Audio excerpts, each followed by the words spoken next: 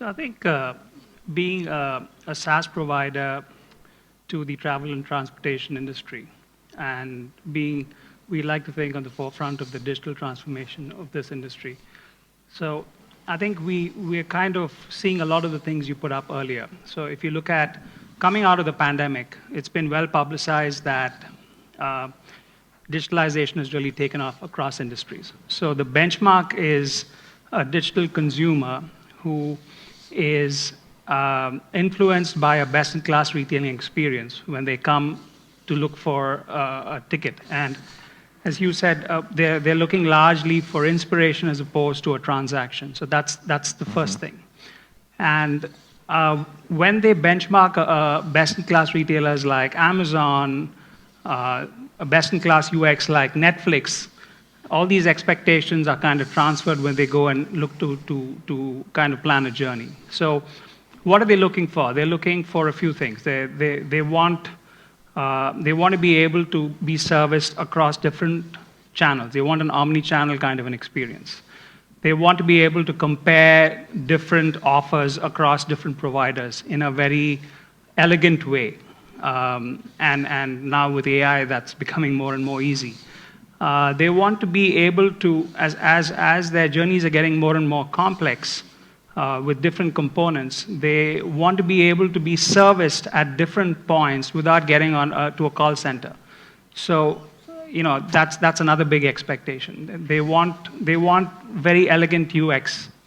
They want to be able to do everything with a couple of clicks. They don't want to be, refreshing screens and so on. So I think some of these expectations have not necessarily come from travel and transportation. They've come from other industries because the digital consumer is kind of all pervasive.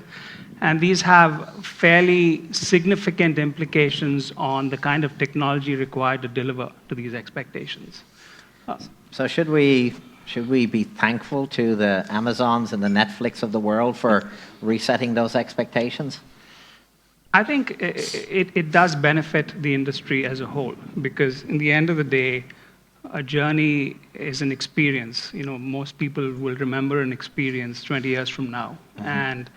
And any changes that need to be made to be able to make that experience memorable, whether it comes from our industry or the other, is definitely a positive, is a positive development.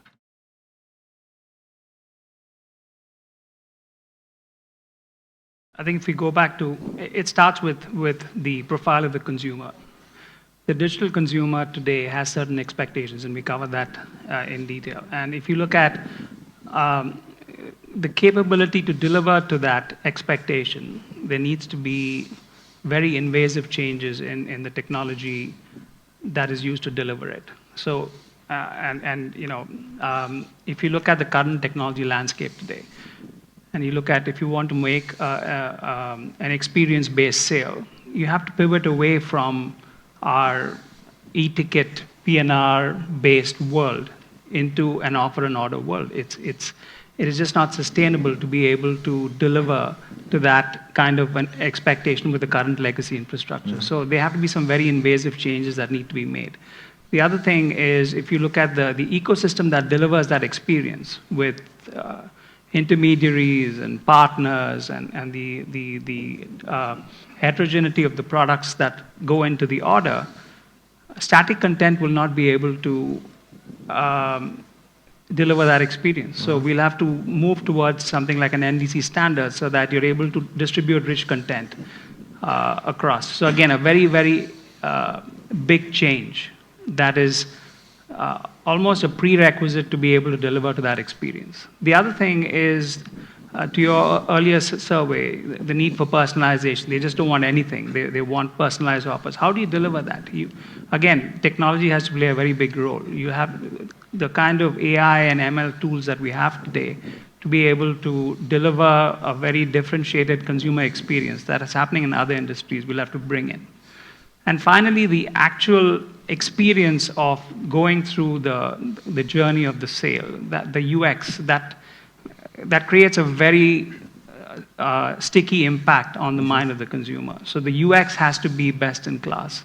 You have all these parameters on a screen, and the workflow to be able to execute that particular transaction needs to be very elegant. So again, just to summarize, back to starting with the demands of the digital consumer because of experience in other industries that they kind of transfer, and the need for the travel and transportation industry to be best-in-class retailers.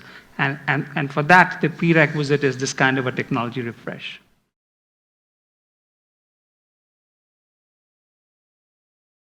I think it's a very interesting topic, and it's an area that we're investing very heavily in for reasons that tie back to the original topic, which is you have the expectations of a digital consumer, and you have the need to be able to deliver to those expectations. AI has a very profound way of being able to deliver to those expectations on two fronts. One is AI can give you very non-linear gains in productivity.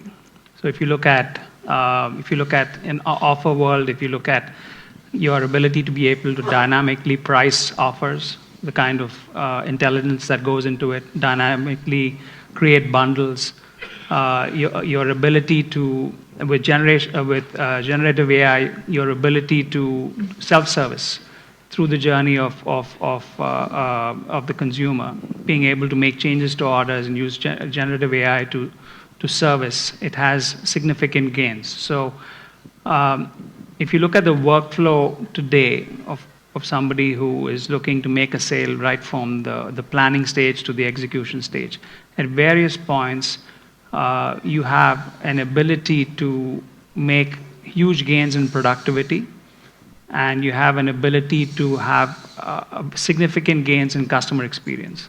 So on both these fronts, we're just kind of scratching the surface in terms of all the things we can do. But the initial results are actually very, very encouraging. So we believe that we will continue to invest very heavily in it. All our products have some form of generative AI or machine learning built into it, and we're probably going to invest a lot more in it.